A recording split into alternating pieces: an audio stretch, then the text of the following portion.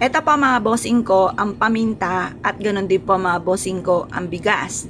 Ako po may tuturo sa inyo, mainam na gawin nyo po ito sa umaga mga bossing. Upang sa ganon, kayo po ay makasabay sa pag-akyat ng sinag ng araw at magningning sa kalawakan mga bossing. Upang sa ganon ay masigit kayo na maka-attract ng swerte, lalo-lalo na tungkol sa usapin ng pera.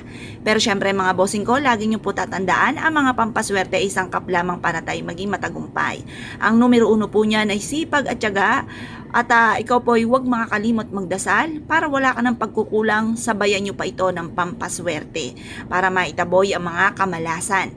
Ako po ay may tuturo sa inyo na isa sa mga subok na napaka-epektibo sa pamamagitan ng murang halaga lamang po mga bossing ko, or kaya sa kusina lamang natin ito makukuha ang ating paminta at ganoon din po ang ating pong bigas.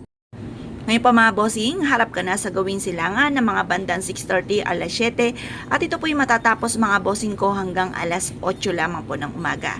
Kung hindi nyo pa po ito nagagawa, gawin nyo na po ito mga bossing. Simple at napaka-epektibong pamamaraan. Pero ako'y naniniwala mga bossing ko, kung kayo ay magwi-wish ng basta-basta lamang at hindi nagmumula sa puso, wala sa diwa ang wini-wish, ay hindi rin po yan magkakatotoo. May proseso po ang mga pampaswerte. Dapat po mga bossing ko, nasa diwa ang inyong pagwi-wish mula sa puso, wala kang iniisip na kahit ano, maglalaan ka ng ilang minuto at kayo ay magwi-wish mga bossing ko, yung matagal mo nang ninanais.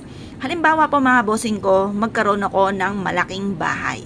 Lagi niyo tatandaan, kapag malaki ang pangarap, malaki din ang pagkayod. Kasi minsan mga bossing ko, napakalaki ng pangarap pero ang kayod ay kakaunti lamang. Huwag kang aasa kapag ganyan na sitwasyon. Dapat po mga bossing ko, pag malaki ang kayod, yan po ay malaki rin ang magiging resulta ng pangarap. Ngayon pa mga bossing, kung kayo po'y naniniwala, subukan nyo na po ito. Humarap ka ng mga bandang 6:30 or kaya po'y alas 7. Mag-wish po kayo. Sa pamamagitan ng aking sipag at tiyaga, double time sa pagkayod, ako ay yayam at magiging matagumpay. Ako hindi makakalimot magdasal. Makakamit ko lahat ang aking mga pinapangarap. Siksikliglig at umaapot, napakaraming blessing ang darating sa akin. Malapit ko na makamit ang aking mga pinapangarap. Magkakaroon ako ng ganito, ng ganyan. Sabihin nyo na lahat ang gusto ninyo. Magkakaroon ako ng mga sasakyan, magkakaroon ako ng negosyo na dito na ako yayaman, lalaki ang bahay namin, matutupad lahat ang mga pangarap ko sa aking mga anak, makakatapos sila ng pag-aaral at magkakaroon sila ng napakagandang buhay. Magkakaroon din kami ng napakahabang buhay. Ganon ang mga pag-wish mga bossing. Pagtapos na kayo mag-wish mga bossing ko, ay ibilad nyo lang ito sa sinag po ng araw.